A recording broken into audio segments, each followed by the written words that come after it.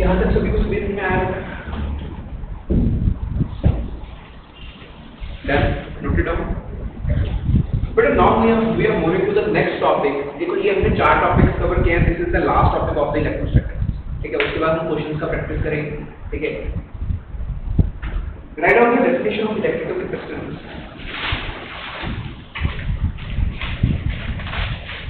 The measure of the ability of a conductor. The measure of the ability of a conductor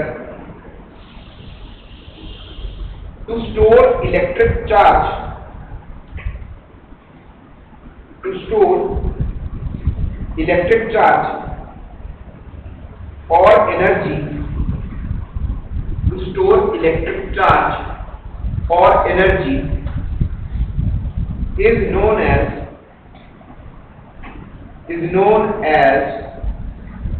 electrical capacitance. Is known as electrical capacitance or capacity of a conductor. Or capacity of a conductor.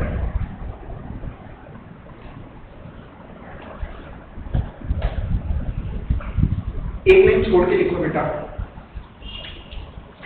When some charge is given to a conductor,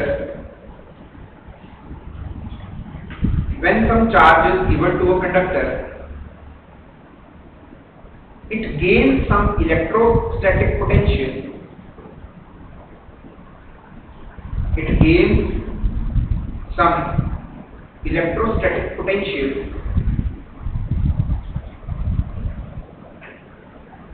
Full stop. More is the charge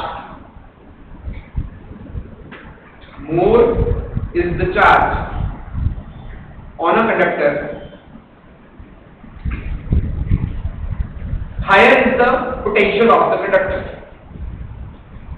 Higher is the potential of the conductor.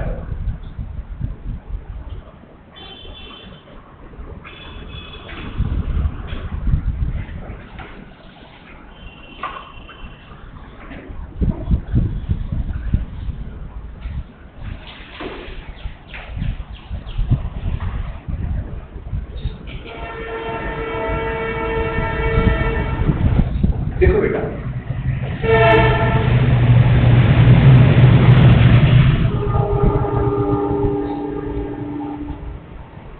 हमने इसका definition लिखा है. The measure of the ability of a conductor. हम measure कर रहे हैं एक conductor की ability to store electric charge और energy is known as electrical capacity. अब जैसे कि अगर मैं आपको बोलूं कि हमारे पास एक बकेट है, एक बकेट के अंदर कितना वाटर आ सकता है, that is the volume capacity of that bucket. Right. तो जितना ज्यादा वॉल्यूम होगा उतना ज्यादा उसके अंदर पानी आ सके. जैसे हमारे पास बॉटल्स है, ठीक है, ग्लासेस है, 2 ग्लासेस हैं, एक ग्लास छोटा एक ग्लास बड़ा है. जो बड़ा ग्लास है उसके अंदर पानी ज्यादा आएगा, यानी कि कितना पानी लेकर आ सकता है हमने वो लिख दिया. अब ऐसे हमारे पास कंडक्टर है. कंडक्टर मतलब एक बॉडी है, एक मेटल का पीस है. उसके ऊपर कितना चार्ज आ सकता है, that is its capacitance, electrical capacitance. अब बेटा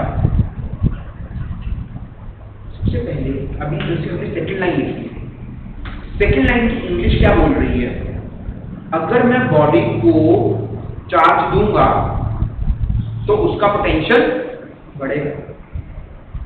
जितना ज्यादा चार्ज दूंगा उसका पोटेंशियल उतना ज्यादा होगा. जितना चार्ज दूंगा यानी कि charge is directly proportional to potential. Charge is directly proportional to potential.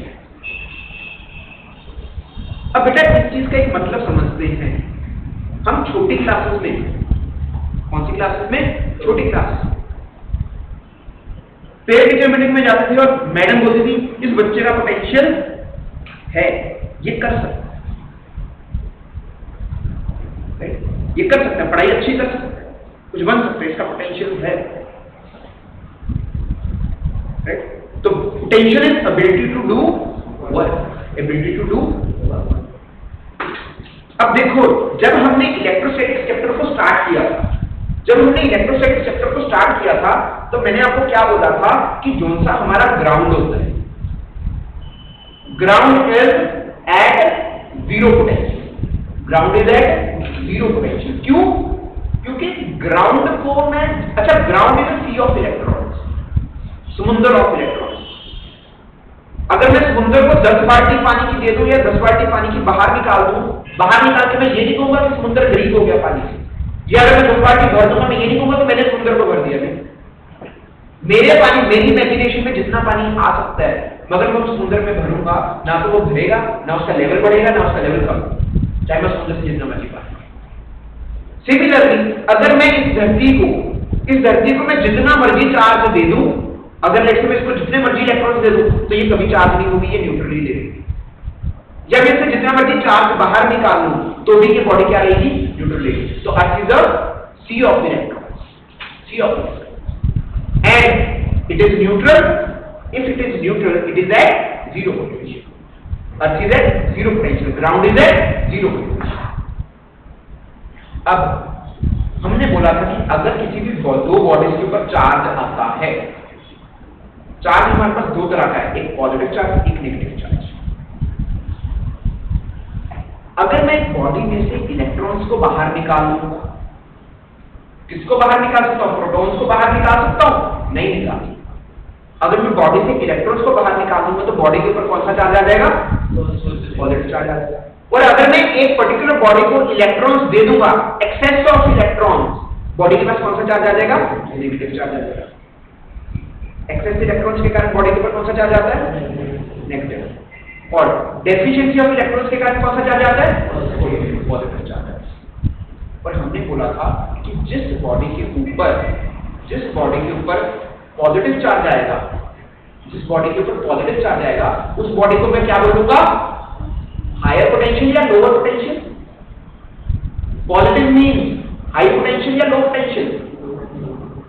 High potential.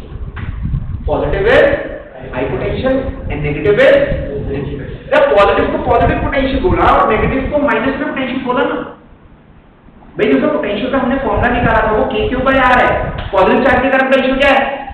Positive. Negative charge के कारण पोटेंशियल क्या है? नेगेटिव। और ये कौन सी क्वांटिटी है? Scalar quantity. स्केलर क्वांटिटी में +50 और -50 में से कौन सा बड़ा? +50 बड़ा। +50 बड़ा। राइट। तो अब पॉजिटिव बॉडी जो सी चार्ज है, that is at high potential, जो नेगेटिव चार्ज बॉडी है, that is at low potential. ठीक है, डन, क्लियर। और चार्ज कहां से कहां पर, करंट कहां से कहां पर मूव करता है? From high potential to low potential. अगर मैं उसको अलाउ करूंगा, फ्लो होने के लिए चार्ज को अलाउ करूंगा, तो current will flow from high potential to low potential. अब हमारे पास दो बॉडीज है, हमने बोला कि जो सा पॉजिटिव होता है वो हायर पोटेंशियल, जो सा पॉजिटिव होता है वो कौन सा पोटेंशियल होता है? Higher potential. अब देखिए, एक बॉडी के पास कुछ पॉजिटिव चार्ज है और दूसरी बॉडी के पास डबल पॉजिटिव चार्ज। बात समझ रहे? आई एम अगेन रिपीटिंग, एक बॉडी के पास चार्ज है क्यों? तो उसका पोटेंशियल है कुछ +V, और एक बॉडी के ऊपर डबल चार्ज है, तो उसका पोटेंशियल क्या होगा? ज्यादा पोटेंशियल होगा, 2V पोटेंशियल होगा। तो अब इन दोनों पॉजिटिव में से हायर पोटेंशियल किसका है? जिसके ऊपर चार्ज क्या है? जिसके ऊपर चार्ज क्या है? यानी कि जिसके ऊपर चार्ज ज्यादा है पॉजिटिव में, उसका पोटेंशियल क्या है? ज्यादा। बात समझे? यही हमने सेकंड लाइन लिखी है कि जिस बॉडी के ऊपर चार्ज ज्यादा होगा, उसका पोटेंशियल क्या होगा? ज्यादा होगा। और पोटेंशियल क्या होता है? Ability to do work. देखो, एक सिंपल सी बात है, हमारे पास एक सेल होता है, आप सभी घर में, जैसे हमारे पास वॉचेस है, ठीक है, उसके अंदर हम ये सेल यूज करते हैं। इस सेल के अंदर एक पॉजिटिव टर्मिनल होता है, एक नेगेटिव टर्मिनल होता है। बेसिकली इसके अंदर ना दो कंपार्टमेंट्स होते हैं, एक पॉजिटिव कंपार्टमेंट होता है और एक नेगेटिव कंपार्टमेंट होता है। बेसिकली नेगेटिव कंपार्टमेंट में there is excess of electrons, it is at negative potential और this is at positive potential. तो जब मैं इसको एक वायर के साथ कनेक्ट करता हूँ या किसी बल्ब के साथ या किसी रेजिस्टेंस के साथ कनेक्ट करता हूँ तो क्या होता है, करंट कहां से कहां पर फ्लो करता है, from higher potential to lower potential. अच्छा, कब तक फ्लो करता है, जब तक दोनों पॉइंट्स का पोटेंशियल सेम नहीं होता।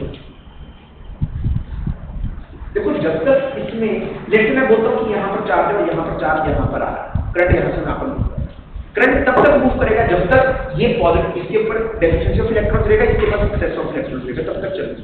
घड़ी का सेल है जब नया है तब वो चल रहा है, चलता जा रहा है, कुछ टाइम के बाद काम करना वो बंद कर देगी जब उसने उसको पूरा अच्छे से यूज कर लिया। अच्छा, जितना ज्यादा चार्ज होगा उतना ज्यादा काम वो ज्यादा देर चलेगी। अब कहते हैं कि एक नॉर्मल एवरेज का सेल है और एक ड्यूरेशन का सेल है। ड्यूरेशन सेल से 10 गुना ज्यादा, 10 गुना ज्यादा वो क्यों चलता है? क्या भगवान ने उसको आशीर्वाद दिया? नहीं, भगवान ने आशीर्वाद नहीं दिया उसको। उसके अंदर हमने जो सा चार्ज स्टोर किया, यहाँ पर नेगेटिव के अंदर जो सा केमिकल डाला उसके अंदर से चार्ज स्टोर किया, उसके ऊपर चार्ज क्या है, ज्यादा है, तो उसमें ज्यादा देर तक वो काम करता है, वो ज्यादा काम करता है। Potential is ability to do work, और जिसके ऊपर चार्ज ज्यादा होगा तो वो ज्यादा काम करेगा।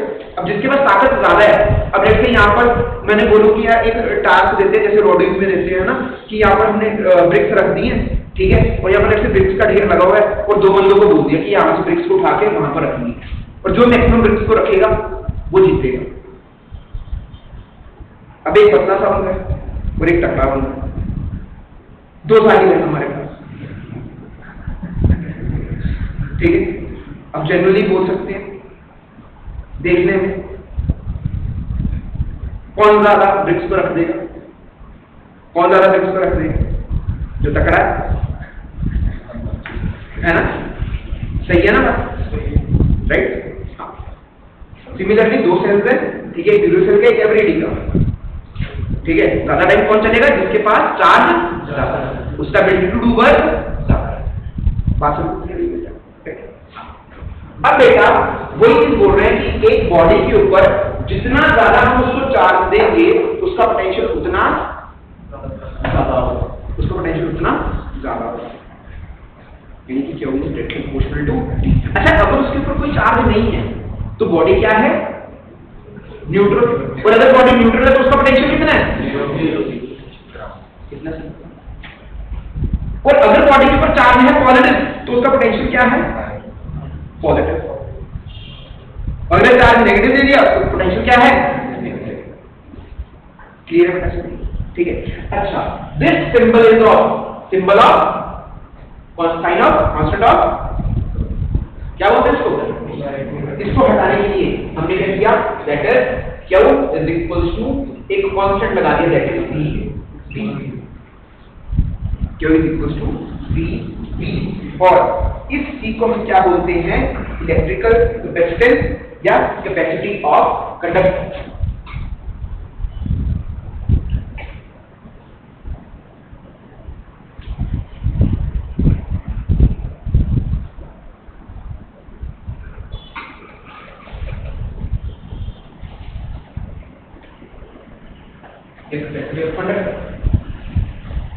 अब बेटा अगर मैं यहां से देखूंगा तो this is C constant, this is a constant, और यहां से बेटा अगर मैं C का वैल्यू कैलकुलेट करूंगा तो C का वैल्यू किसके इक्वल आएगा, that is equal to Q upon V, that is Q upon V,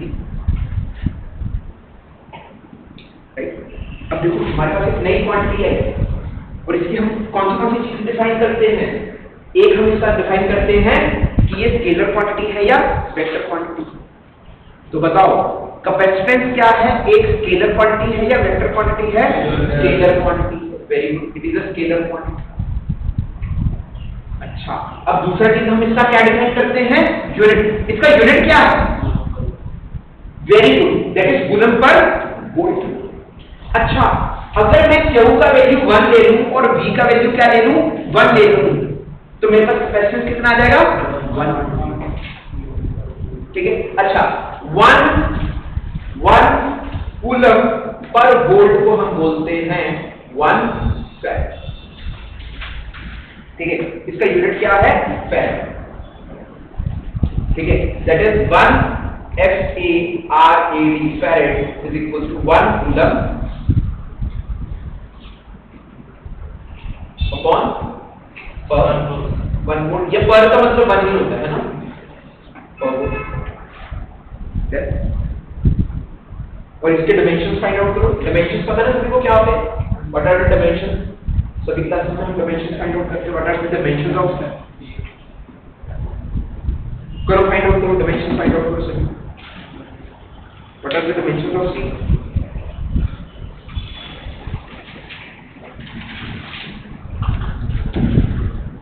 what are the dimensions of सी?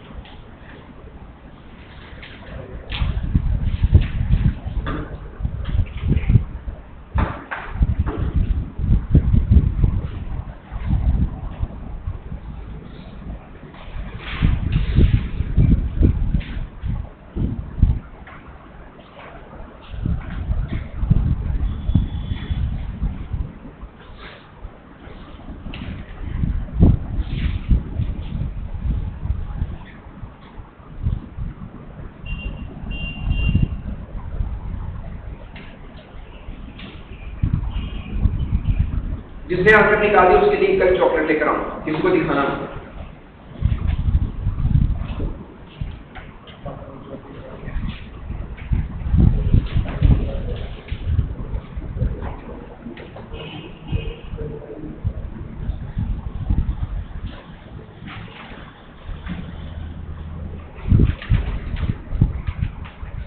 निकाल रहा है कोई?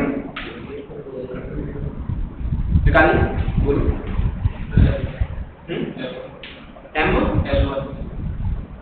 L1 बस।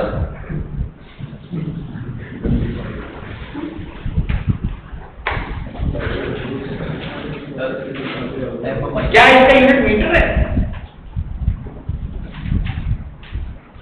हाँ बोलो।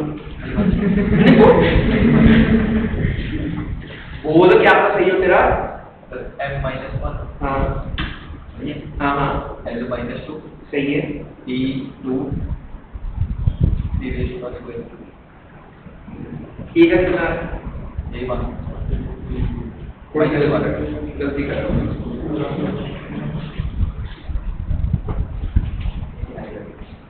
कोई कर रहा है सवाल? ये क्या नंबर बोल दो, ये तो मैं कर रहा हूँ। मैं करूँ? चॉकलेट में खुद ही खा।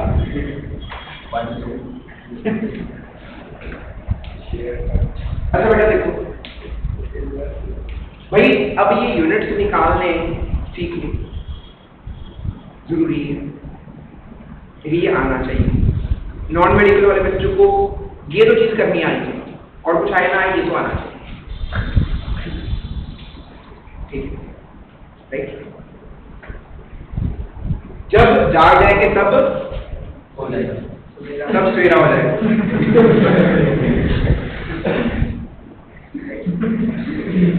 अच्छा भाई, अब मुझे एक बात बताओ कि भाई हमारे को कैपेसिटेंस के डायमेंशंस निकालने हैं। अच्छा मेरे को बताओ, ओ बस, तो यहाँ पर बेटा चार्ज के यूनिट्स क्या है? चार्ज के यूनिट्स क्या है? कूलम। कूलम है ना? ओके। अच्छा वोल्ट के क्या यूनिट? वोल्ट। अब उसे वोल्ट तो नहीं पता, अब वोल्ट भी नहीं होता तो कूलम कैपेसिटेंस के कैसे निकालें? इतना मुश्किल क्वेश्चन दे दिया था। देखो भाई, अब देखो, अब अगर आपको पोटेंशियल का नहीं पता चल रहा तो आप ये देखो कि पोटेंशियल का कौन सा फॉर्मूला है जिससे मैं पोटेंशियल के डायमेंशन निकाल सकता हूँ और अगर आपको ध्यान हो, अभी मैंने लिखा था दैट इज डेल्टा यू और v डेल्टा v के बीच में रिलेशन लिखा था, ये लिखा था कि नहीं लिखा था? यस सर, सॉरी बोलो, यस और नो?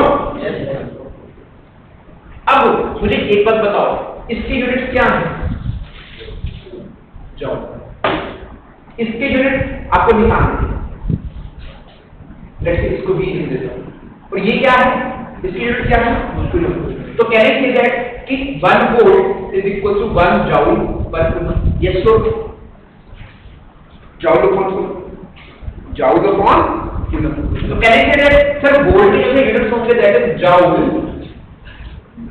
डिवाइडेड बाय कूलम, और अगर मैं डिवाइडेड बाय कूलम करूंगा तो ऊपर जाके ये क्या आ जाएगा? Coulomb square divided by joule है। अब सर जूल के क्या यूनिट है? हमारे नहीं पता, फिर जूल पर से joule is energy, joule is energy, यानी कि मैं ये कह सकता हूं इसकी यूनिट्स वही होंगे जो वर्क डन के, इसकी यूनिट्स वही होंगे जो वर्क डन के। भाई वर्क डन का तो फॉर्मूला नहीं पता, वर्क डन का क्या फॉर्मूला होता है? Force into displacement. सही है कि नहीं?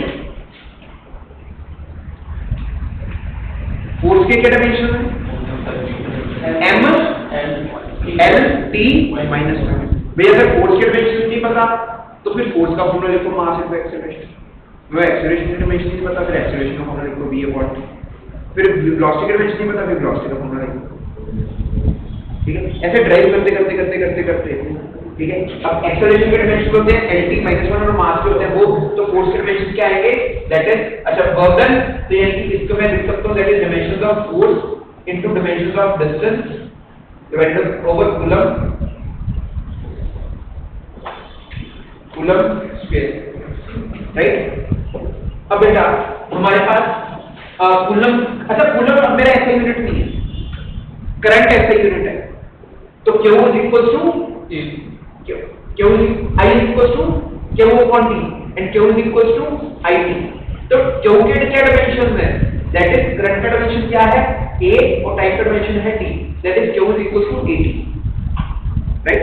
तो अब मैं Q के डायमेंशन दैट इज कूलम के डायमेंशन क्या लिख रहा हूं? A T, और इसका क्या कर रहा हूं? स्क्वायर कर रहा हूं। फोर्स के क्या डायमेंशन है? That is ml T minus 2, और डिस्टेंस के क्या डायमेंशन है? l। और अगर मैं इसको यहां से मैं सॉल्व करूंगा it will comes out to be that is a t square upon m l square t minus 2। और अगर बेटा मैं इसको अच्छे से सॉल्व आउट करूंगा तो मेरे पास अच्छा यहां से अगर मैं लिखूंगा तो हमारे पास देखो m अकेला ऊपर जाके कितना आ जाएगा? m का पावर -1, अच्छा l का पावर यहाँ पर नीचे है, ऊपर जाके कितना आ जाएगा? -2, यहाँ पर t का पावर माइनस नीचे 2 नीचे है, और अच्छा ये t से ऊपर पड़ा है, अगर मैं स्क्वायर को खोल दूंगा तो यहाँ पर क्या आ जाएगा?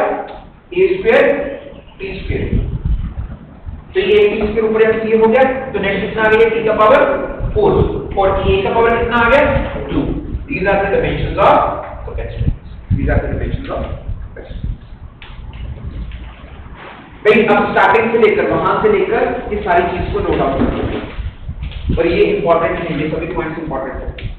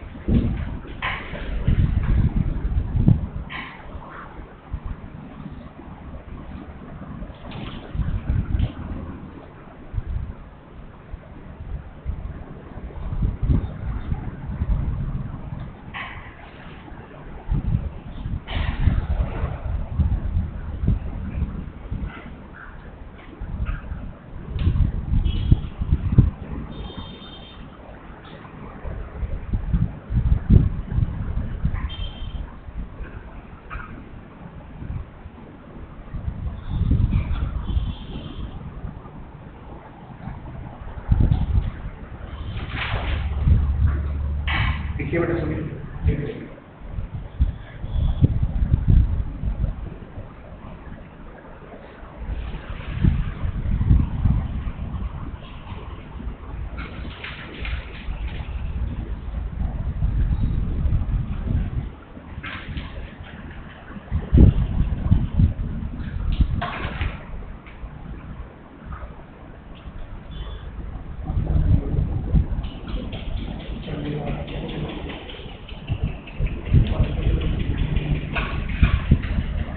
हाँ जी बेटा, यहाँ तक लिखिए सभी।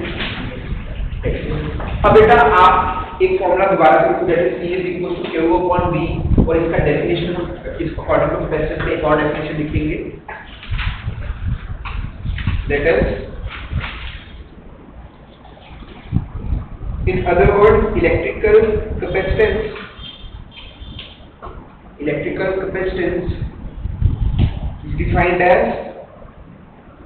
is defined as charge required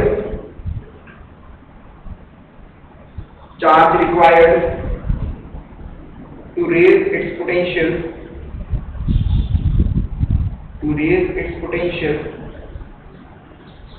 through 1 unit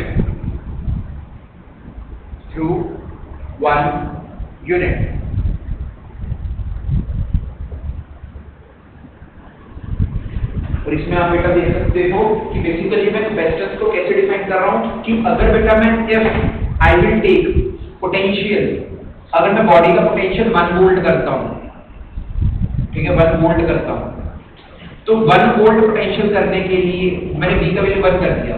अगर मैंने V का वैल्यू 1 कर दिया तो C किसके इक्वल आ जाएगा? Q के इक्वल आ जाएगा। तो यानी कि मैंने बॉडी का पोटेंशियल 1 वोल्ट किया और 1 वोल्ट लाने के लिए मेरे को बॉडी को कितना चार्ज देना पड़ेगा, उस चार्ज को मैं क्या बोलूंगा? Capacitance of the body. उस चार्ज को क्या बोलूंगा? Capacitance of the body. मैं ये नहीं कह रहा कि उसके ऊपर सिर्फ Q ही चार्ज आ सकता है, उसके ऊपर चार्ज जितना मर्जी आ सकता है, जितना ज्यादा चार्ज दूंगा उतना ज्यादा पोटेंशियल आएगा, या जितना ज्यादा पोटेंशियल दूंगा उतना ज्यादा चार्ज आएगा। बट अगर मैं पोटेंशियल का वैल्यू 1 कर दूं और 1 पोटेंशियल लाने के लिए जितना चार्ज देना पड़ेगा, उस चार्ज को हमने क्या बोल दिया? कैपेसिटेंस या capacity of a conductor, that is capacity of a conductor. यहां तक सभी को क्लियर है? ठीक है, आज बेटा हम इतना ही करेंगे, ठीक है। इसका further do in the next class, ठीक है। आज वाले लेक्चर में सभी को समझ में आया, ठीक है। अगर किसी को भी डाउट है तो वो मेरे से पूछ सकता है, ठीक है। बाकी बच्चे बेटा घर से अपने क्वेश्चन सॉल्विंग करो, कॉपीज में कल चेक कर लूंगा, राइट। और कल किसी ने कॉपीज को भूल के नहीं आना, right. Solve numerical, unsolve numerical of Pradeep, clear tomorrow.